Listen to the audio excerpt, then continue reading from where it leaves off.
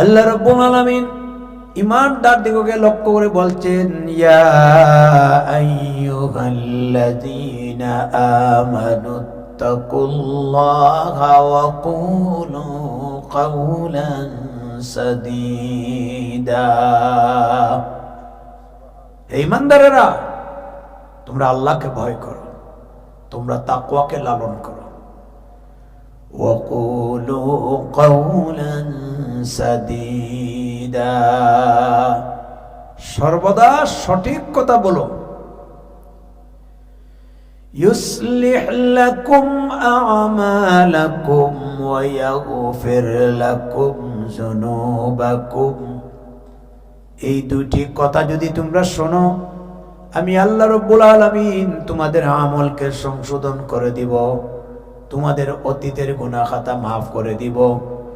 وَمَن يُطِعِ اللَّهَ وَرَسُولَهُ فَقَدْ فَازَ فَوْزًا عَظِيمًا। আর যে ব্যক্তি আল্লাহ এবং তার রাসূলের আনুগত্য করলো, সে তো আসলে মহা সাফল্য অর্জন করলো। সুবহানাল্লাহ বলেন। বসেন, আপনার জন্য একটা চেয়ার আনা দরকার। বসেন, দাঁড়াবেন কেন? আমার ভাইরা, তেলাওয়াতকৃত আয়াতের ভিতরে ঈমানদারদের জন্য আল্লাহর পক্ষ থেকে উপদেশ, দুইটা বিষয়ে গুরুত্ব দেওয়া হয়েছে। আওয়াজ দিয়ে বলেন কয়টা? একটা হচ্ছে তাকওয়া। তাকওয়া তো ব্যাপক শব্দ, বহুবার আমরা শুনেছি। তাকওয়া না হলে মানুষের জীবন পরিচ্ছন্ন হয় না। তাকওয়া না থাকলে আখিরাতের জীবন কামিয়াবি হওয়া যায় না। তাকওয়া উইকায়াতুন শব্দ থেকে উৎপত্তি। এর আবিধানিক অর্থ হচ্ছে ভয় করা, বেঁচে চলা, সাবধানে চলা, সতর্কতা করা। আল্লাহর ভয়ে সকল প্রকারের গুনাহ থেকে নিজের জীবনকে বর্জন করে চলার নাম তাকওয়া। আমার ভাইরা, হযরত ওমর রাদিয়াল্লাহু তাআলা আনহু রাসূলুল্লাহর বিশিষ্ট সাহাবী হযরত উবাই ইবনে কাবের কাছে তাকওয়ার ব্যাপারে জিজ্ঞাসা করেছিলেন। বলছিলেন, ভাই উবাই, দাঁড়াও তো দেখি, তুমি কি আমারে তাকওয়া কাকে বলে এই বিষয়টা বুঝিয়ে দিতে পারবে, তাফসীরটা বুঝিয়ে দিতে পারবে? যার কাছে জিজ্ঞাসা করেছেন তিনি রাসূলুল্লাহর বিশিষ্ট সাহাবী, তিনি ছিলেন বিখ্যাত কারি। এমনকি আল্লাহর নবী হযরত উবাই ইবনে কাবকে মাঝে মাঝে বলতেন, তুমি কোরআন তেলাওয়াত করো, তোমার তেলাওয়াতের ভিতরে জিবরিলের তেলাওয়াতের সাদৃশ্য পাওয়া যায়। এই যে সামনে রমজান, হুজুরের কাছে জিবরিল কতবার এসেছেন কোরআন নিয়ে, আর তিনি বারবার জিবরিলের মুখ থেকে কোরআন শুনে মুখস্থ করার জন্য জিহ্বাকে সঞ্চালন করেছেন, চেষ্টা করেছেন।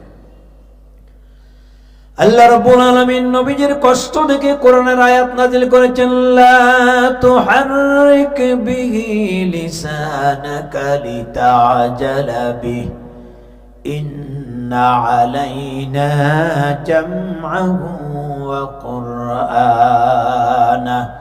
হে আমার নবী, আমার কালামুল্লাহ শরীফকে মুখস্থ করার জন্য, কণ্ঠস্থ করার জন্য বারবার জিহ্বাকে সঞ্চালন করার দরকার নাই। জিবরিল পড়বে, আপনি শুনবেন, আমি আল্লাহ রাব্বুল আলামিন আপনার সিনার মাঝে অটোমেটিক কোরআনকে মুখস্থ করে দেব। সুবহানাল্লাহ কিন্তু কেউ বললেন না। সুতরাং সেই জলিলুল কদর সাহাবী বলছেন, আমিরুল মুমিনিন, আপনি আমার কাছ থেকে তাকওয়া জানতে চান, আমি যদি আপনারে পাল্টা প্রশ্ন করি, যে উত্তর দিবেন এটাই তাকওয়া। উবাই ইবনে কাব জিজ্ঞাসা করেন, আমিরুল মুমিনিন, আপনি কি কোনোদিন কণ্টা কাকীর্ণ রাস্তা দিয়ে চলাচল করেছেন, যে রাস্তাটা ছোট, দুই দিক দিয়ে লম্বা লম্বা কাটা, অর্থাৎ কাটাযুক্ত রাস্তা? হযরত ওমর বলেন, এই জাতীয় রাস্তা দিয়ে বহুবার যাতায়াত করেছি। কেমনে যাতায়াত করেছেন? বলে, আমি কাটা থেকে আমার শরীরকে, কাপড় চোপড়কে রক্ষা করার চেষ্টা করেছি, অত্যন্ত সাবধানতা অবলম্বন করে গন্তব্যস্থানে পৌঁছার চেষ্টা করেছি। হযরতে উবাই ইবনে কাব বলেন, এরই নাম হলো তাকওয়া। এবং তাকওয়া হচ্ছে মানুষের কলিজার ভিতরে। নবীজি শাহাদাত আঙ্গুল 3 বার লক্ষ্য করে বলেছেন, আত্তাকওয়া হাহুনা, আত্তাকওয়া হাহুনা, আত্তাকওয়া হাহুনা আলা সাদরিক। ইন্নাল্লাহা লা ইয়ানজুরু ইলা সুওয়ারিকুম ওয়া লা ইয়ানজুরু ইলা নিয়াতিকুম ওয়া কুলুবিকুম। নিঃসন্দেহে আল্লাহ তাআলা মানুষের বাহ্যিক অবস্থা পর্যবেক্ষণ করেন না, আল্লাহ মানুষের অন্তরের অবস্থা দেখেন। যার অন্তরে যত বেশি তাকওয়া থাকবে, আল্লাহ ভীতি থাকবে, তার আমল আল্লাহর দরবারে সবচেয়ে বেশি গ্রহণযোগ্য হবে। সুবহানাল্লাহ। কে মোটা, কে সুঠাম স্বাস্থ্যের অধিকারী, কে টাকাওয়ালা, কে পয়সাওয়ালা, এটা আল্লাহর কাছে দাঁড়াতেব না। এক হি সৌফ মে কাড়ে হুয়ে মাহমুদ আয়াজ, এক হি সৌফ মে কাড়ে হুয়ে মাহমুদ আয়াজ, না কই বন্দা রহা না কই বন্দা নওয়াজ। একই কাতারে সুলতান মাহমুদ গজনবী আর একই পাশে তার আয়াজ খাদিম কর্মচারী দাঁড়াইছে। আল্লাহর কাছে সুলতান হওয়ার জন্য তার নামাজের আলাদা কোনো দাম নাই, বরং যার ভিতরে তাকওয়া থাকবে সে যদি কর্মচারীও হয়, এলোমেলো চুল হয়, ময়লা চেহারা হয়, ভালো কাপড় নাও থাকে, কিন্তু তাকওয়ার কারণে তার মর্যাদা আল্লাহর কাছে এক বাদশার চাইতে আরো বেশি। এই তাকওয়ার মাস এবং মৌসুমে তাকওয়া, এটা আসতেছে রমজান শরীফ। রমজান আসার কারণে খুশি না বেজার? না, আওয়াজে বোঝা যাচ্ছে না খুশি। এখন থেকে তো কারো চিন্তা শুরু হয়ে গেছে, এমন একটা মাস না একটা বিড়িও খাওয়া যাবে। বিড়ি টিড়ি খাইন যে দুয়া টুয়া ফোরননি, হ্যাঁ? টয়লেটে যাইতে দোয়া লাগে না? টয়লেট থেকে বের হওয়ার সময় দোয়া লাগে না? তো বিড়ি খাওয়াইতে তো দোয়া লাগে। বিড়ির দোয়া একটা আবিষ্কার করছে। আমার এক স্টুডেন্ট আমাকে বলছে, হুজুর সিগারেট খাইতে দোয়া লাগেনি। আমাকে কি বলে রে শয়তান? কয় বলে, হুজুর দেখেন। পরে দেখলাম ওই যে বন্ড তাহিরি, ওই যে হাসায়, নাচে, গান গায়, সে একটা দোয়া আবিষ্কার করছে, আল্লাহুম্মা বারিক লানা ফিমা বিডিটানা। দুর্ভাগ্য হলো সিলেটবাসীর যে এই সমস্ত বক্তাদের আনিয়া পয়সাও দেয় আর শয়তানি আল্লাহর নাফরমানি করে। আজ পর্যন্ত তার মুখ দিয়ে কোরআনের একটা আয়াত শুনলাম না। আরেকজন আছে হুজাই, আঞ্জন মাঞ্জন, ফেটফিটেতে আঞ্জন মাঞ্জন, এগুলা কই থেকে যে আবিষ্কার করছে। একজনে কয়, হুজুর আমার হাঁসে ডিম দেয় না, এবারে মারছে তাবড়া। আরেকজনে কয়, তার গাইটা ফোর হয় না, কয় তোর মারে ফোর করিলেছে। আচ্ছা বলেন তো, ওয়াজের মঞ্চটাকে, আল্লাহর কোরআনের মঞ্চটাকে আমরা রং রঙের মঞ্চ বানাইছি, এই ওয়াজ থেকে কোনোদিন ফায়দা পাওয়া যাবে? আল্লাহ আমাদের হেদায়েত করুন। পয়সা দিয়ে বক্তা এনে গুনাহের কাজ করেন, এর চাইতে ওয়াজ না করাই ভালো। হ্যাঁ, আল্লাহ তাআলা তার নবীরে বলেছেন, ওয়াযাক্কির ফাইন্নায যিকরা তানফাউল মুমিনিন। আপনি মানুষদেরকে কোরআন সুন্নাহ দিয়ে কথা বলেন, কোরআন সুন্নাহর কথায় মানুষের ফায়দা হয়। কোরআন নাই, হাদিস নাই, শুরু করছে গান দিয়া, অথবা পড়ছে কুল হু আল্লাহ, বলছে এটা নবীর উপরে, কার উপরে নাজিল হয়েছে? মুহাম্মদ সাল্লাল্লাহু আলাইহি ওয়াসাল্লামের উপরে। মুহাম্মদকে হাসান হুসাইনের নানা, হুসাইনকে যিনি কারবালায় শহীদ হয়েছেন। এবার শুরু করে দিয়েছে কারবালার ঘটনা। কোথায় কুল হু আল্লাহর, কোথায় কারবালা? ইয়াকুবনগর ধন্যবাদ জানাই, আপনারা এখানে যারা উলামা ইকরামদেরকে দাওয়াত করেছেন সবাই জ্ঞানী, বিচক্ষণ। আল্লাহ আপনাদের এই মেহনতকে কবুল করুন। ভাই, মাহে রমজানুল মুবারক রহমতের মাস, বরকতের মাস। রাসূলুল্লাহ সাল্লাল্লাহু আলাইহি ওয়াসাল্লাম বলেছেন, রাগিমা আনফুন, রাগিমা আনফুন, রাগিমা আনফুন। ওই সমস্ত মানুষের নাক মুখ ধুলোমলিন হোক। কিলা ইয়া রাসূলুল্লাহ, কার জন্য বদদুয়া করলেন? রাসূলুল্লাহ বলেছেন, রমজানের মতো মাস পাইয়া যারা গুনাহ মাফ করাইতে পারে না তার প্রতি বদদুয়া। এই জন্য দোয়া নিতাম না, বদদুয়া নিতাম।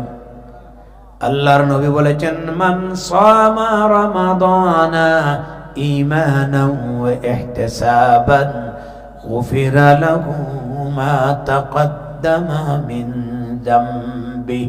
যারা ঈমানের সহিত জাহান্নাম থেকে মুক্তির আশায় পুরা রমজানুল মুবারকের সিয়াম সাধনা করবে, আল্লাহ পাক এক মাসের রোজার বিনিময়ে তার বান্দা বান্দির অতীতের সকল গুনাহ মাফ করে দিবেন। এবং হাদিসে কুদসি আছে, আস-সাওমু লি ওয়া আনা আজজি বিহি, রোজা আমার জন্য, রোজার প্রতিদান আমি নিজে আল্লাহ তাআলা দান করব। কেন? আমরা তো নামাজ পড়ি কার জন্য? এবার এটা কথা বলতে হবে। বড় লেখা বহু মাহফিল করি, আপনাদের মতো এত চুপচাপ মুসল্লি আমি পাই নাই। শীত লাগে নাকি? ঘুমাই গেছেন? আওয়াজ জোরে দিবেন। রোজা কার জন্য? নামাজ কার জন্য? হজ কার জন্য? যাকাত কার জন্য? কুল ইন্না সলাতি ওয়া নুসুকি ওয়া মাহইয়ায়া ওয়া মামাতি লিল্লাহি রাব্বিল আলামিন। বলো আমার নামাজ, আমার কুরবানি, আমার হায়াত, আমার মৃত্যু সব আল্লাহর জন্য। তাহলে কোন হাদিসে এই কথাটা পাওয়া গেল না, সালাতুলি, নামাজটা আমার জন্য, আর নুসুকুলি, কুরবানিটা আমার জন্য, আর যাকাতুলি, যাকাতটা আমার জন্য, আল হজ্জুলি, হজটা আমার জন্য। অথচ হজ কার জন্য? মান হাজ্জা লিল্লাহ, আল্লাহর জন্য। কিন্তু কেন সিয়ামের ব্যাপারে বলা হলো? কারণ নামাজ, রোজা, হজ, যাকাত এগুলার ভিতরে লৌকিকতা বেশি। বহু মানুষ নামাজ পড়ে আল্লাহর জন্য, কিছু মানুষ নামাজ পড়ে মানুষ দেখানোর জন্য। এই জন্য দেখবেন শবে বরাতের দিন মসজিদ একেবারে মুসল্লি ভরা, আছে কি নাই? ঘরে যদি ঘুমায়, বউও হয় তুমি তো মানুষের বাচ্চা না, আজকে একটা বাত্তির দিন, সব গেছে মসজিদ, আর তুমি আমার খান্দে ধুতি দিছো, জাড়ও লইতাম নি না। বেটির কুদামে বিনা ওজুয়ে খাড়াও ফেলেছে। অনেক মানুষ হজ করে আল্লাহর জন্য, কিছু মানুষ বলে হাজি সাহেব ডাকার জন্য। হজ করার পরে নামের পিছনে লাগাইয়া দেয় আল হাজ। কোন হাজি সাহেব বেজার হইয়ান না, নামাজ লাগানোর, নামাজ পড়ার পরে কেউ নামাজই লাগায় না। হাকিমুল উম্মত তানবী রাহমাতুল্লাহ আলাইহি একবার তিনি দেখলেন রেলের মধ্যে দুইজন আলোচনা করতেছে, ভাই আপনার নাম কি, কোন স্টেশনে নামবেন? বলে আমার নাম হাজি সলিমউদ্দিন, সামনের স্টেশনে নামবো। ভাই আপনার নাম কি? বলছে আমার নাম নামাজি কলিমউদ্দিন। আচ্ছা হাজি সলিমউদ্দিন তো শুনলাম, নামাজি কলিমউদ্দিন শুনি নাই। বলে এবারে রাতের নামাজ পড়ে নামাজ হয়েছি। উনিও বলছে এবারের হজ করে আমি হাজি হয়েছি। এগুলাতে সওয়াব থাকে না। হজ, যাকাত সব কার জন্য?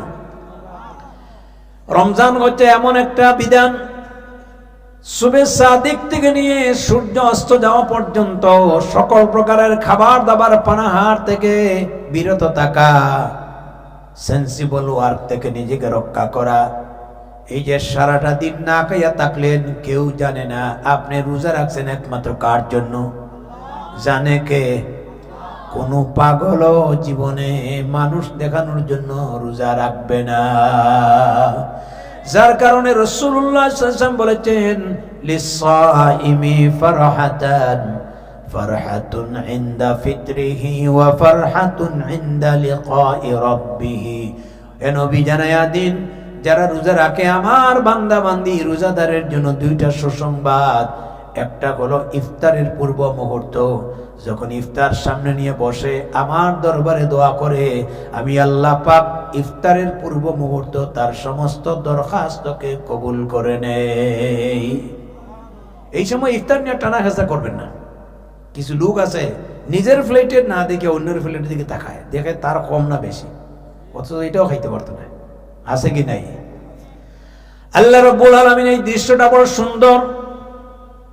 ফেরেশতাদেরকে জিজ্ঞাসা করেন, আমার ফেরেশতারা আমার বান্দা বান্দিগুলির সামনে কুরমা, পোলাও, বিরিয়ানি, পেঁয়াজু, জিলাপি পড়ে আছে, খায় না কেন?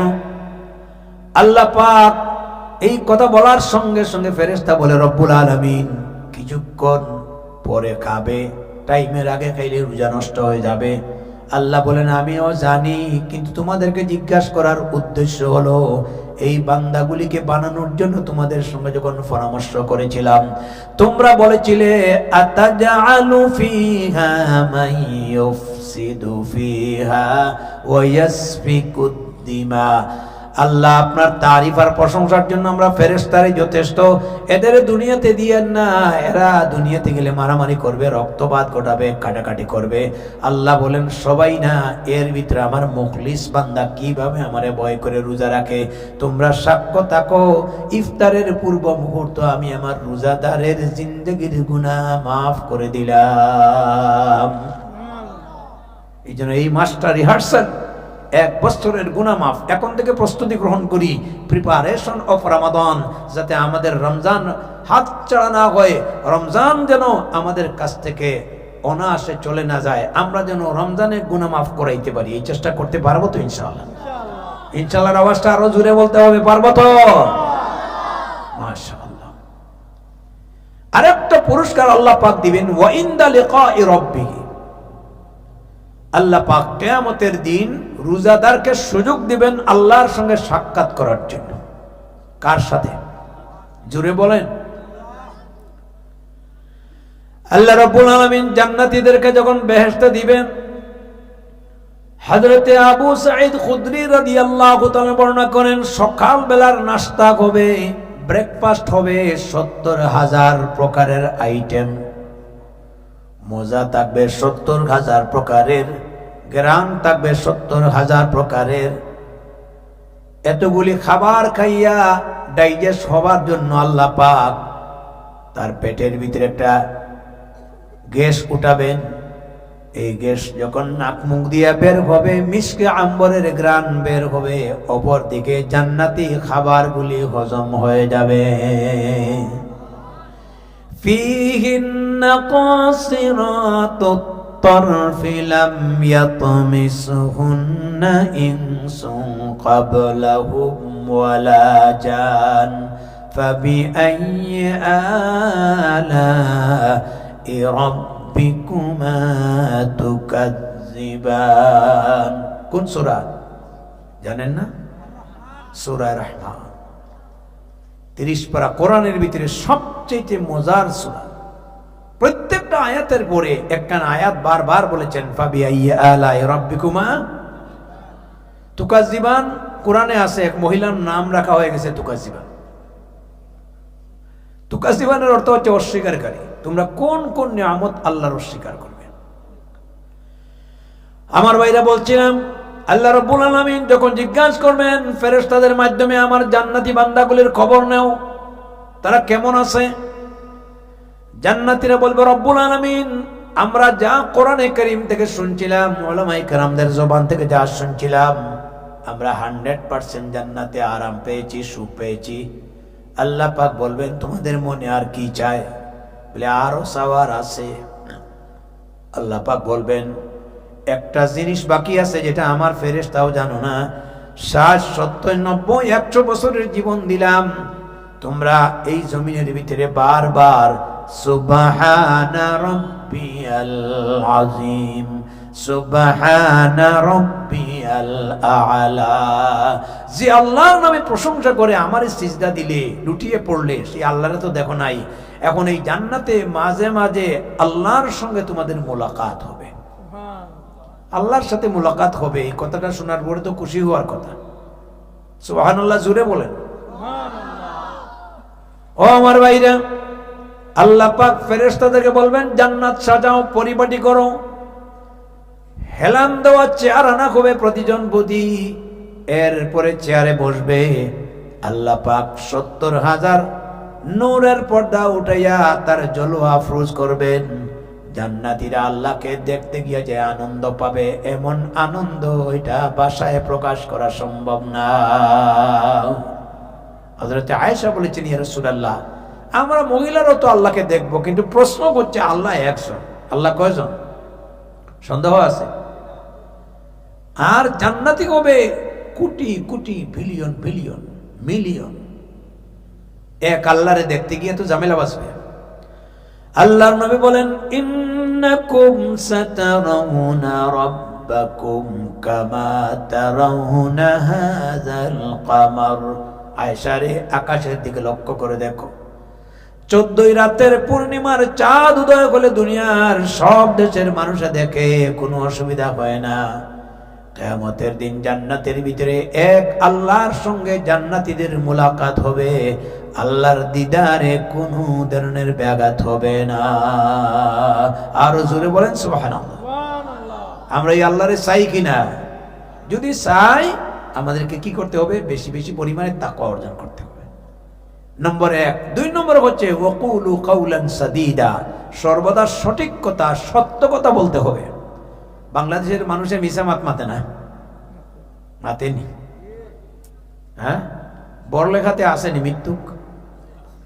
আকবরুল কাবায়ের একখানা কিতাব আছে, আল্লামা শামসুদ্দিন জাহাবী রাহমাতুল্লাহ আলাইহি লেখা কিতাবুল কাবায়ের, বাংলা অনুবাদ আছে, এটা পড়ে রাখেন, খুব ফায়দা হবে। যে সমস্ত কাজ কর্ম কথাবার্তার ভিতরে কবিরা গুনাহ হয়, এর মধ্যে আজকে সামনে বুট আসতেছে, এখন তো আর দিনের বুট রাত্রে হবে না, না হবে? দেখবেন কত প্রার্থী আসবে, আমারে ভোট দেন, রাস্তাঘাট থাকবে না, গরুর গাড়ির চাকার মতো জিলাপি বানাইয়া খাওয়ামু, এরপরে আলোকিত কর্মু, আলোকসজ্জা কর্মু। এই কথাগুলি শুনতে শুনতে আমাদের 55 বছর স্বাধীনতার হয়ে গেছে, আর কতকাল এই প্রতারণাগুলি শুনব? আগামী দিনের পার্লামেন্ট হবে ইসলামের পার্লামেন্ট, আগামী দিনের সংসদ হবে আল্লাহর কোরআনের সংসদ, আগামী দিন বাংলাদেশ চলবে উলামায়ে কেরামের মাধ্যমে। এই মতের সাথে কারা একমত আছেন? 2 হাত উঁচু করে দেখান। নারায়ে তাকবীর, আর জোরে নারায়ে তাকবীর। আল কোরআনের আলো, আল হাদিসের আলো, নারায়ে তাকবীর। জনাব তারেক জিয়া এসেছেন দেশে, তিনি সেই দিন একটা বক্তব্য দিয়েছেন যে তিনি ইনশাআল্লাহ এদেশের মানুষ যদি তাদেরকে মতামত দেয়, হযরতে ওমরের শাসন তিনি প্রতিষ্ঠা করার চেষ্টা করবেন। বলেন আলহামদুলিল্লাহ। আমরা দোয়া করি, কারণ তার বাবার অনেক ঐতিহ্য আছে, তার মার যে জানাজা হয়েছে বাংলাদেশ রেকর্ড ফেল, ঠিক কিনা বলেন? দেখছেন, এই নারীটাকে ঘর করে বের করে দিছে যে জালিম, আল্লাহ তার দেশ থেকে বের করে দিছে। এই আল্লাহ আছেন কি নাই? এই আল্লাহর ক্ষমতা আছে কি নাই? ক্ষমতা আর বাহাদুরি চলবে না। ইমাম সাহেব একটু আগে এগুলো বলেছেন। ও আমার মুসলমানেরা, মিথ্যা কথা বলবো না, মানুষকে মিথ্যা ওয়াদা দিব না, মানুষকে প্রতারণা দিব না, ধোঁকা দেব না। নবী করিম সাল্লাল্লাহু আলাইহি ওয়াসাল্লাম বলেছেন, মান গাশশা ফালাইসা মিন্না, যারা মিথ্যা কথা বলে ধোঁকা দেয় সে আমার উম্মতের অন্তর্ভুক্ত হতে পারে না। সঠিকভাবে চলবো, মিথ্যা কথা বলবো না। একটা ছোট্ট হাদিস পড়েছিলাম, এগুলো এত ব্যাপক মর্ম। as-sidqu yunji wal kizbu yuhlik, সত্যই মানুষকে পথ দেখায়, মিথ্যায় মানুষকে বিভ্রান্তি করে, পথ হারিয়ে দেয়। এই প্রসঙ্গে একটা ঘটনা বললে আপনারা বুঝতে পারবেন। একটু জিকির করেন লা ইলাহা, সবাই মনোযোগ দিয়া বসেন। লা ইলাহা সুবহানাল্লাহ আলহামদুলিল্লাহ লা ইলাহা, নেই কেহ নেই আল্লাহ ছাড়া, লা ইলাহা ইল্লাল্লাহ সুবহানাল্লাহ আলহামদুলিল্লাহ লা ইলাহা, লা ইলাহা ইল্লাল্লাহ মুহাম্মাদুর রাসূলুল্লাহ সাল্লাল্লাহু আলাইহি ওয়াসাল্লাম। কথাগুলি খারাপ লাগতেছে মনে হয় নাকি? ঘুমাই গেছেন মনে হয়, সজাগ আছেননি? আচ্ছা, একখানা কিতাব আছে বুস্তানুল মুহাদ্দিসিন। দেখেন, তাফসীর করতে গেলে এগুলো পড়া লাগে, ওয়াজ করতে গেলে শিখা লাগে। এটা লেখছেন আমাদের ভারত উপমহাদেশের হাদিস বিশারদ, তাফসীরে আজিজের লেখক আল্লামা শাহ আব্দুল আজিজ মুহাদ্দিসে দেহলভী রহমতুল্লাহ আলাইহি। এ ভারত উপমহাদেশে প্রথম তফসির হচ্ছে তফসিরে আজিজি, অত্যন্ত কঠিন, উর্দু এবং ফার্সিতে। ফার্সি জবান খাইলে দেশওয়ার আস্ত, লেকিন শিরিন তরাস্ত। ফার্সি ভাষাটা বড় কঠিন কিন্তু খুব মজার ভাষা। শেখ সাদি রহমতুল্লাহ আলাইহি তার কালোজয়ী কিতাব গোটা দুনিয়াতে সমাদৃত। গুলেস্তা বুস্তা আজব দুই কিতাব, লেখেঙ্গে পড়েঙ্গে হয়েঙ্গে নবাব, এগুলো আগে বলতো। আমরা গুলেস্তা পড়েছি, বুস্তা পড়েছি, এখন আর গুলেস্তা নাই। সেখানে তিনি লেখছেন, একবার এই ভারত উপমহাদেশ যখন ব্রিটিশদের অধীনে ছিল 1857 খ্রিস্টাব্দে, ইন্ডিয়ার একটা জায়গার নাম হচ্ছে কান্দালা। জায়গার নাম কি? ওই জায়গায় একটা জায়গা নিয়ে ব্রিটিশের পার্লামেন্টে, ব্রিটিশের অফিসে মামলা হয়েছে। মামলা হলো, হিন্দুরা দাবি করতেছে যে এই জায়গা আমাদের, আমরা এখানে মন্দির বানাবো। মুসলমানরা দাবি করতেছে এই জায়গা আমাদের, আমরা এখানে মসজিদ বানাবো। এটা শেষ পর্যন্ত কোর্ট পর্যন্ত গড়াইছে। দীর্ঘদিন মামলা ঝুলন্ত অবস্থায়, ব্রিটিশ চিন্তায় পড়ে গেছে রায় কিভাবে দেই। এখানে সাম্প্রদায়িক সম্প্রীতি নষ্ট হওয়ার সম্ভাবনা, মুসলমান আর হিন্দুর ভিতরে মারামারির সম্ভাবনা। তারা তথ্য নিল যে এই জায়গা সম্পর্কে একজন ইসলামিক স্কলার শেখ জালালউদ্দিন রহমতুল্লাহ আলাইহি, ওনার কাছে কাগজ আছে, দলিল আছে, দস্তাবেজ আছে। আসলে জায়গা জমি এত কঠিন বিষয়, এটা আমিও বুঝি না। ওনার কাছ থেকে তথ্য নিয়ে এরপরে তারা বলল যে হুজুর, এই জায়গা যদি হিন্দুর হয় তাহলে তারা তো মন্দির বানাবে। বলছে তাদের জায়গায় মন্দির বানাবে আর বাড়ি বানাবে, এটা তাদের ব্যাপার। বলছে আপনি আমাদেরকে একটু ইন্টারফেয়ার করেন, সহযোগিতা করেন। ব্রিটিশ ব্যারিস্টার হিন্দু মুসলমান উভয় গ্রুপকে জমিয়ে বলল, তোমাদের ভিতরে একজন ভালো মানুষ আছেন, মুসলিম ইসলামিক স্কলার শেখ জালালউদ্দিন, ওনার কাছে আমরা পেয়েছি এই জায়গার দলিল দস্তাবেজ, তার সত্যের স্বাক্ষর ভিত্তিতে আমরা রায় দিব। মুসলমান হিন্দু তোমরা উভয় সম্প্রদায় তারে সাক্ষ্য হিসাবে মানতে রাজি আসনি?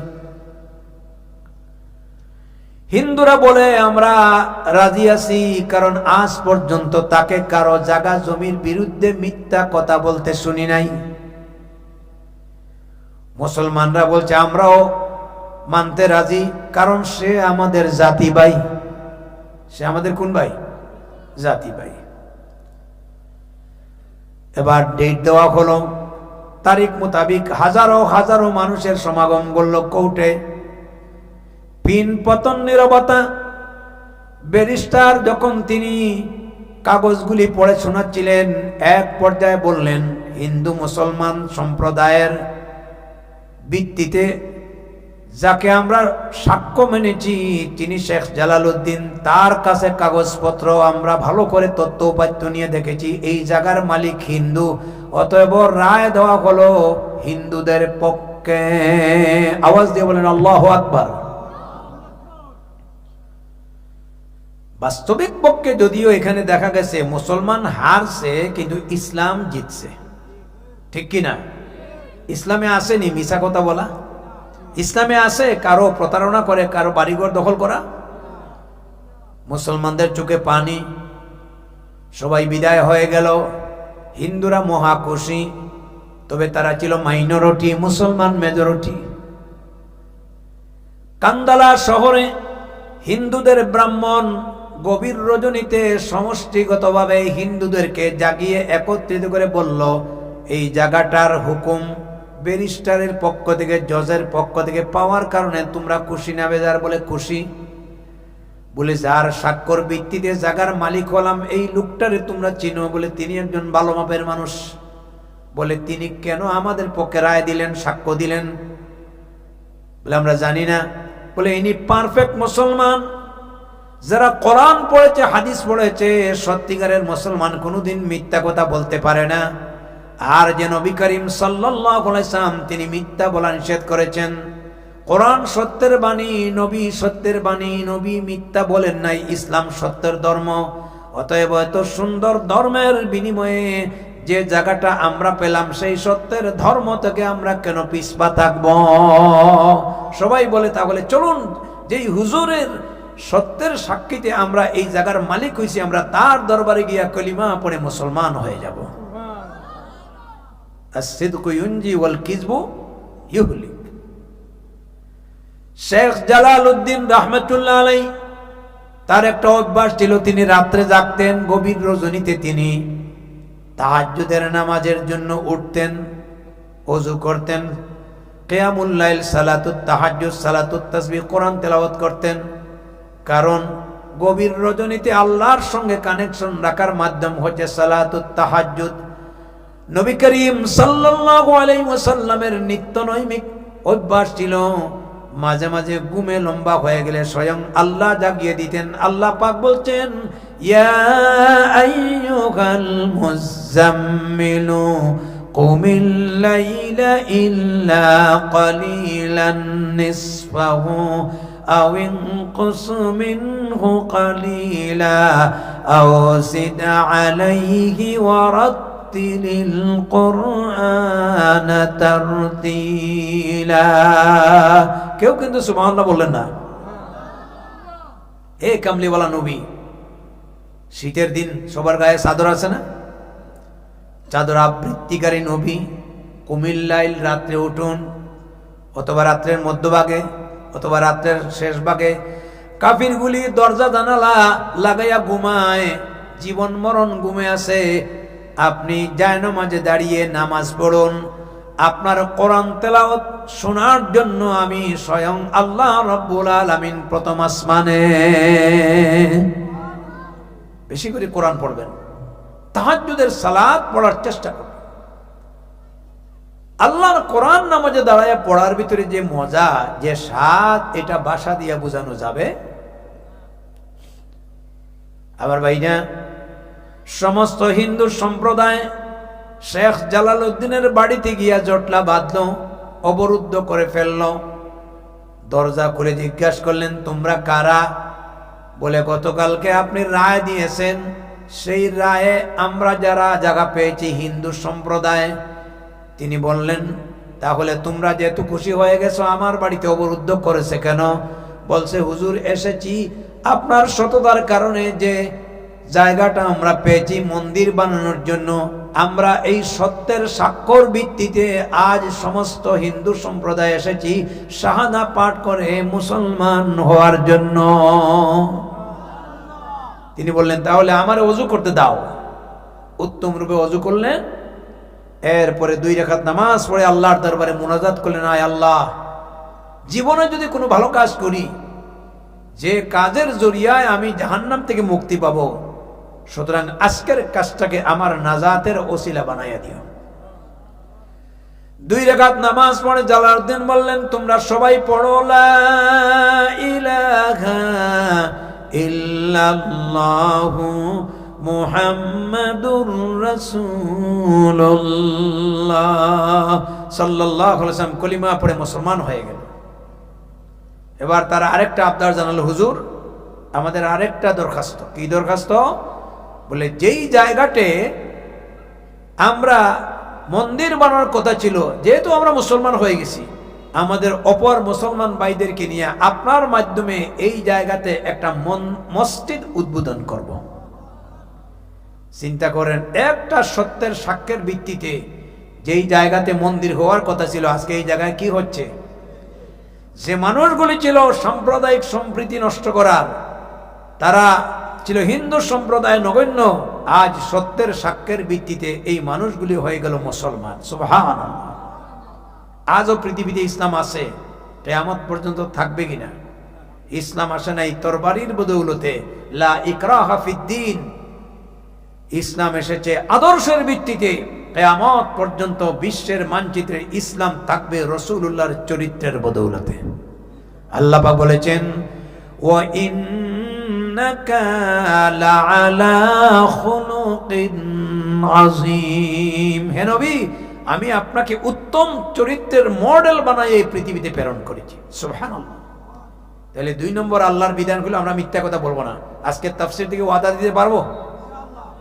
আল্লাহ যেন আমাদের সবাইকে বুঝ দান করে। ও ভাই, দুনিয়ার জীবন কয়দিন, মানুষকে ধোঁকা দিয়ে আমি কি করব? মিথ্যা কথা বলে আমার ঈমান নষ্ট কেন করব? অথচ যেই মুখ দিয়া কথা বলছি, মুখটা তো আমার না। জিবা বড় ডেঞ্জারাস। লিসানুহু জুরমুন সাগীরুন ওয়া জিরমুহু কাবীরুন। জিবার পরিধিটা খুবই ছোট, কিন্তু তার অপরাধটা সাংঘাতিক বড়। এই যে হাসিনা মরছে খালি জিব্বার কারণে, লাস্টে মাতিছে কিতা খালি জঙ্গি আর যুদ্ধ অপরাধী নাতিপুতি। এখন এই যুদ্ধ অপরাধীদেরকে জঙ্গি বানাইছে, যুদ্ধ অপরাধীদের নাতিপুতিরে বিভিন্ন ধরনের বদনাম রটাইছে। আল্লাহ পাক একেবারে বাংলাদেশ থেকে বিদায় করে দিয়েছেন। তার পিতার কিছু সুনাম ছিল, কিন্তু এই মাইয়াটা পিতার সুনামটারও নষ্ট করে ফেলেছে। এই জালিমের হাত থেকে আল্লাহ আমাদের দেশ এবং স্বাধীনতার সার্বভৌমত্বকে হেফাজত করুন। মুসলমানেরা, আল্লাহ পাক বলছেন আলাম নাজআল লাহু আইনাইনি ওয়া লিসানান ওয়া শাফাতাইন ওয়া হাদাইনাহুন নাজদাইন। ও আমার বান্দারা, আমি কি তোমাদেরকে দুখানা চক্ষু, দুইটা টুট আর একখানা জিহ্বা দেই নাই? চোখ না থাকলে জগৎ অন্ধ, টুট না থাকলে দুই চারি দাঁত বেরিয়ে যাবে। জিহ্বা দিছেন, যদি জিহ্বা আপনার উল্টাপাল্টা না করে, এই জন্য আল্লাহ পাক 232টা দাঁত দিয়া ব্যারিকেড দিয়েছেন। কথা ঠিক কিনা? যদি একটু বের হয়ে যায়, 2 সারি দাঁত কামড় মারে ধরে, বলে খবরদার আর আগামী না। আবার জিহ্বার ভিতরে আল্লাহ পাক এত কেরামতে দিয়েছেন। দার্শনিক ইমাম গাজ্জালী রাহমাতুল্লাহ আলাইহি বলেছেন, একটা মানুষের জিহ্বার ভিতরে গবেষণা করে দেখা গেছে 9000-এর উপরে আস্বাদন স্তর, টেস্টি সেল। খাবার গ্রহণ করার সময় কোনটা মিঠা, কোনটা তিতা, কোনটা কষা, এইগুলি খাবার গ্রহণ করার মতো, হাজারো খাবারের মজা অনুভব করার মতো টেস্টি সেল মানুষের জিহ্বার ভিতরে দান করেছেন। জুড়ে বলেন সুবহানাল্লাহ। সুতরাং কথা বলতে গেলে ইচ্ছা মতে কথা বলা যাবে না। মান সাকাতা ফাকাদ নাজা। যে ব্যক্তি অন্যায় এবং অপচয়মূলক কথাবার্তা থেকে নিজের রক্ষা করলো, সে নিজের সেভ করে নিল। আপনি কথা বলতেছেন, আপনি জানেন না।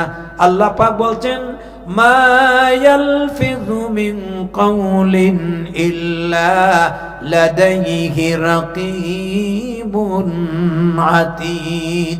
মানুষ যা বলে আর যা করে তার কর্মপদ্ধতি, গতিবিধি নিয়ন্ত্রণ করার জন্য আল্লাহ পাক তার সঙ্গে প্রহরে নিযুক্ত করেছেন। এখন দেখবেন হোটেল, রেস্তোরাঁ, দোকানে, রাস্তা, সরকারি অফিসে ক্যামেরা আছে না? আছে কিনা? CC camera. আল্লাহ তাআলা আমাদের সকলের সাথে সিসি ক্যামেরা দিয়েছেন। ইয়াউমাইযিন তুহাদ্দিসু আখবারাহা। কিয়ামতের দিনে এই পৃথিবী আমাদের আমলনামা বৃত্তান্ত করবে। আমাদের সঙ্গে 2 জন ফেরেশতা আছেন, কিরামান কাতিবিনা ইয়ালামুনা মা তাফআলুন। মানুষ যা বলে আর যা করে তার সমস্ত গতিবিধি নিয়ন্ত্রণ করার জন্য 2 জন কিরামান কাতিবিন প্রহরী নিযুক্ত আছে। আওয়াজ দিয়ে জুড়ে বলেন সুবহানাল্লাহ। সুতরাং সূরা কাহফের 18 নম্বর আয়াত পড়বেন, মা ইয়ালফিযু মিন কাউলিন ইল্লা লাদাইহি রাকীবুন আতীদ। এই আয়াতকে গবেষণা করে এক মহিলা তার জিন্দেগিটারই কোরআন বানাই দিছে। কি বানাইছে? জোরে বলেন, কি বানাইছে? আজকে আমাদের মায়েরা কোরআন পড়া জানে না। বোমা মারলেও মুখ দিয়ে হাদিস একটা বের হবে না। বিখ্যাত মুহাদ্দিস, হাফিজুল হাদিস, ইমামে বুখারী রাহমাতুল্লাহি আলাইহির উস্তাদ আব্দুল্লাহ বিন মুবারক রাহমাতুল্লাহ আলাইহি হজে যাওয়ার পরে এক নারীর সন্ধান পেলেন। বিদায় তওয়াফ করে নারীরে সালাম দিলেন, আসসালামু আলাইকুম ইয়া রাসূলুল্লাহ, আসসালামু আলাইকুম। নারী তার জবাব দিল কোরআনের আয়াত দিয়ে। নারী তেলাওয়াত করলো, সালামুন কাওলাম মির রাব্বির রাহিম। আল্লাহ পাকের পক্ষ থেকে হবে তাদেরকে সালাম। মুহাদ্দিস জিজ্ঞাসা করলেন, হাজী সাহেবরা হজ করে যার যার বাড়িতে চলে গেছে, তুমি এখনো বসে আছো, কারণটা কি? নারী বলছে, মাইয়ুদলিলিল্লাহু ফালা হাদিয়া লা। আল্লাহ পাক যারে চায় পথ দেখায়, যারে চায় পথ হারাইয়া দেয়। শেষ পর্যন্ত আল্লাহর ঘরের কোনায় বসে পড়লাম। মুহাদ্দিস জিজ্ঞাসা করছেন, কয়দিন যাবত এই ঘরের কোনায় বসে আছো? নারী জবাব দিছে ক্বালা সালাসা লায়ালিন সাওয়িয়া, একই বৈঠকে 3 রাত 3 দিন হয়ে গেছে। মুহাদ্দিস সাহেব জিজ্ঞাসা করলেন 3 দিনের ভিতরে তুমি খাও কই, কে তোমারে খাবার দাবার পরিবেশন করে? নারী তেলাওয়াত করে জবাব দিল আল্লাযী হুয়া ইউতঈমুনি ওয়া ইয়াসকিন, আমারে আমার আল্লাহ খাবার দেন, আমাকে আমার আল্লাহ পানি পান করান। এবার মুহাদ্দিস সাহেব বললেন তাহলে আমার সঙ্গে একটু খাবার আছে, চাইতেছি তোমারে খাবার খাওয়াবো, তুমি গ্রহণ করবে? নারী এবার বলছে আতিম্মুস সিয়ামা ইলাল লাইল, আল্লাহ পাক রোজাদারকে বলেছেন সন্ধ্যা পর্যন্ত সিয়াম পূর্ণ করো, আমি খাবো না। আবার মুহাদ্দিস সাহেব বলছেন তুমি তো রোজা রাখছো, এটা হজের মাস রমজান না, মুসাফির হিসাবে রোজা ছাড়তে পারো। নারী তেলাওয়াত করছে ওয়া আনতাসুমু খায়রুল লাকুম, তুমি জানো না এই জায়গাতে রোজা রাখাই আমার জন্য সবচেয়ে উত্তম। লক্ষ লক্ষ টাকা খরচ করে আসছি, আমি কি এই সওয়াব থেকে বঞ্চিত হব? এবার মুহাদ্দিস সাহেব মনে মনে একটু রাগ, মনে মনে কি মতওয়াজ্জা আসেননি আমার দিকে? Attention please. আমি তার একরাম করি বাড়িতে দিতাম, হ্যাঁ আমারে আরবিতে কোরআন দিয়ে কথা কয়। এবার আমি জিজ্ঞাসা করি, আসল কথা জিজ্ঞাসা করলে বেরিয়ে যাবে। তিনি জিজ্ঞাসা করলেন মা তোমার বাড়ি কই, কোন ডিস্ট্রিক্টের বা কোন কান্ট্রির লোক?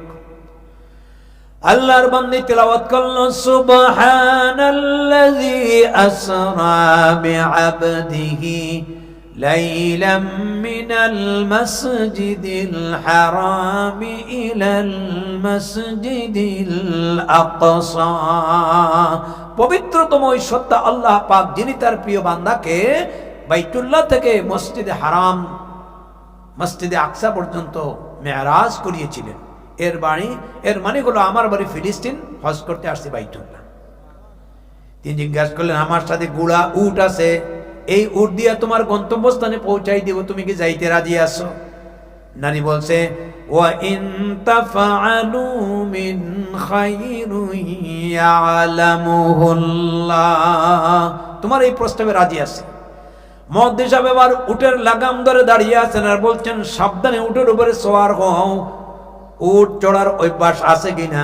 নারী দেখে মুহাদ্দিস সাহেবের নজর তার দিকে, সঙ্গে সঙ্গে নারী তিলাওয়াত করলো কুল্লিল মুমিনিনা ইয়াগুদ্দু মিন আবসারিহিম, আল্লাহ পাক মুমিন পুরুষদিগকে বলেছেন তারা যেন তাদের চক্ষুকে পরনারী থেকে হেফাজতে রাখে। মুহাদ্দিস সাহেব আবার মনে মনে রাগ, এত বড় আলিম আমি, ইমামে বুখারীর উস্তাদ, আর আমারে নারী বলে তার দিকে তাকাবো না, অথচ কত বড় মুহাদ্দিস ছিলেন। তৎকালীন সময়ে আলিমরা তার সম্পর্কে মন্তব্য করছেন ইদা সারা আব্দুল্লাহ মিম্মারউ লাইলাতান ফাকাদ সারা আনহা নূরুহা ওয়া জামালুহা ইদা যুকিরাল আখিয়ারু ফি বালদাতিন ফাহুন আনজুমুন ওয়া আনতা হিলালুহা। আমাদের দেশ থেকে আব্দুল্লাহ বিন মুবারক যখন তিনি চলে গেলেন, ইলম গেল, নূর গেল, আর আকাশের মাঝে যেমন তারকার ভিতরে চন্দ্র, আব্দুল্লাহ বিন মুবারকের ভিতরে উলামায়ে কেরাম তেমন তারকারাজি। জোরে বলেন সুবহানাল্লাহ। এবার তিনি প্রশ্ন করলেন তোমার বাড়িতে সম্পদ সন্তানাদি আসেনি? আল্লাহর বান্দী ঠিকই জবাব দিল, নারী তেলাওয়াত করলো আল মালু ওয়াল বানুনা জিনাতুল হায়াতিদ দুনিয়া, সম্পদ এবং সন্তানাদি এটা দুনিয়ার জীবনের সৌন্দর্য। সঙ্গে সঙ্গে তিনি প্রশ্ন করলেন তোমার সন্তানগুলির নাম কি? নারী তেলাওয়াত করলো ইয়া ইয়াহইয়া খুযিল কিতাবা বিকুওয়া ওয়া কাল্লামাল্লাহু মূসা তাকলিমা। আওয়াজ দিয়ে বলবেন না সুবহানাল্লাহ। বলছে আমার ছেলেগুলির নাম ইয়াহইয়া, ঈসা, মূসা। এবার তিনি নিরুত্তর হয়ে গেলেন, কথা বন্ধ করে দিলেন। সবেমাত্র একটা কাফেলার সাথে দেখা করলেন, যেই কাফেলাতে দুইজন ছেলে বেরিয়েছে তার মায়ের সন্তানে। তিনি আবার দেখলেন মা যেমন কোরআন দিয়া কথা বলে, সন্তানগুলি তেমন আল্লাহর কালাম দিয়া কথা শুনে। একখানা কাগজের ভিতরে মা লিখে দিয়েছেন, ফাবাসু আহাদাকুম বিওয়ারিকিকুম হাযিহি ইলাল মাদিনা, তোমরা যে কোনো একজন তাড়াতাড়ি শহরে যাও, মেহমানের জন্য খাবার নিয়ে আসো। বিদায়ের পথে নারী জিজ্ঞাসা করছে, কুলু ওয়াশরাবু হানিআম বিমা আসলাফতুম ফিল আইয়ামিল খালিয়া। ও আল্লাহর বান্দা, সুদূর মক্কা থেকে এত দূর পর্যন্ত আমারে তুমি একরাম করলে, একটু খাবার দিলাম, তা থেকে তৃপ্তি সহকারে খাবারকে তোমার পথে চলে যাও। তিনি আবার জিজ্ঞাসা করলেন, মা সারাক্ষণ পথ তোমার সঙ্গে আমার কথা হলো, আমি বললাম বাংলা, আমি বললাম আঞ্চলিক ভাষা, তুমি বলো মাতৃভাষা, কারণটা কি? এবার নারী তেলাওয়াত করছে সূরা কাফের 18 নম্বর আয়াত, মা ইয়ালফিজু মিন কাউলিন ইল্লা লাদাইহি রাকিবুন আতীদ। মানুষ যা বলে আর যা করে এগুলা রেকর্ড হয়ে যায়। আমি চিন্তা করলাম কোরআন দিয়া কথা বললে কাজও হবে, আর প্রতি অক্ষরে অক্ষরে 10টা নেকিও পাওয়া যাবে। আব্দুল্লাহ বিন মুবারক বিদায়ের প্রতি জিজ্ঞাসা করলেন, ও ছেলেরা, তোমাদের মায়ের ব্যাপারে আমি আশ্চর্য হয়ে গেলাম, এমন বিদুষী নারী জীবনে দেখি নাই। কতদিন যাবৎ কোরআন দিয়া কথা বলে। নারী বলছে, আমার মা অনারবি আজমি, কিন্তু আমরা দেখতে পাচ্ছি তিনি কোরআন পড়তে পড়তে তার চলা কোরআন, তার বলা কোরআন, তার কথা কোরআন, তার জীবনটা কোরআন। আমরা দেখতেছি একদিন, 2 দিন, 3 দিন না, দীর্ঘ 40 বছর যাবৎ আমার মা অনর্গল আল্লাহর কোরআন দিয়ে কথা বলতেছেন। এই কোরআন মুসলমানদের ঘরে আছে কি নাই? কার কার ঘরে আছে? হাত উঠান তো দেখি। নারায়ে তাকবীর। হাত নামান। শুধু ঘরে থাকলে হবে না, এটা পড়তে হবে, তেলাওয়াত করতে হবে, ছেলে মেয়েদেরকে শিক্ষা দিতে হবে, বউ বাচ্চাদেরকে শিক্ষা দিতে হবে। আজকে বহু মুসলমানরা কোরআন বাদ দিয়ে দিচ্ছে, খালি মোবাইল আর মোবাইল। মোবাইল কোম্পানিগুলি এমনভাবে বাজার দখল করছে, কোনটা ছাড়ি আর কোনটা ধরি। একটা কয় চলো বহুদূর, আর একটা কয় কাছে থাকুন। ঠিক কিনা? রাসূলুল্লাহ বলেছেন, সকাল এবং সন্ধ্যায় তোমরা সূরা ইয়াসিন পাঠ করো, সূরা ওয়াকিয়া তেলাওয়াত করো। ইযা ওয়াকাতিল ওয়াকিয়া লাইসা লিওয়াকাতিহা কাযিবা খাফিদাতুর রাফিআ। যেই ভাষার ভিতরে সূরা ইয়াসিন আর সূরা ওয়াকিয়া তেলাওয়াত হবে, এই ঘরে কোনোদিন অভাব অনটন আসবে না। এশার নামাজ পড়ে ঘুমানোর আগে সূরা মুলক পড়ো। তাবারাকাল্লাযী বিয়াদিহিল মুলকু ওয়া হুয়া আলা কুল্লি শাইইন কাদির আল্লাযী খালাকাল মাউতা ওয়াল হায়াতা লিয়াবলুয়াকুম আইয়ুকুম আহসানু আমালা ওয়া হুয়াল আজিজুল গফুর। সুবহানাল্লাহ। পড়তে পারবো তো ইনশাআল্লাহ? ছেলে মেয়েদেরকে শিখাবেন। আরেকটা আয়াত আছে কোরআনের সবচেয়ে জামে মানে, এই আয়াত হচ্ছে আব্দুল্লাহ বিন মাসউদ বলেছেন সবচেয়ে ব্যাপক এবং বড় অর্থবোধক আয়াতুল কুরসি। কোরআনে কারীমের সূরা বাকারার 255 নম্বর আয়াত। আল্লাহু লা ইলাহা ইল্লা হুয়াল হাইয়ুল কাইয়্যুম। পড়েন সবাই, আল্লাহু লা ইলাহা ইল্লা হুয়াল হাইয়ুল কাইয়্যুম লা তা'খুযুহু সিনাতুন ওয়ালা নাওম। নবীজি বলেছেন, লিকুল্লি দুবুরিস সালাতিল মাকতুবা, প্রতি ফরজ নামাজের আদায়ের পরে যদি জায়নামাজে বসিয়ে এই আয়াতুল কুরসি পড়ে, আল্লাহ পাক তার জন্য জান্নাতে একখানা ঘর রেডি করে রাখেন। শুধু মরে না আর বেহেশতে যাইতে পারে না, জান্নাতে যাওয়ার পথে বাধা হচ্ছে মৃত্যু। মারা গেলে সরাসরি আল্লাহ পাক জান্নাতে দিয়ে দিবেন।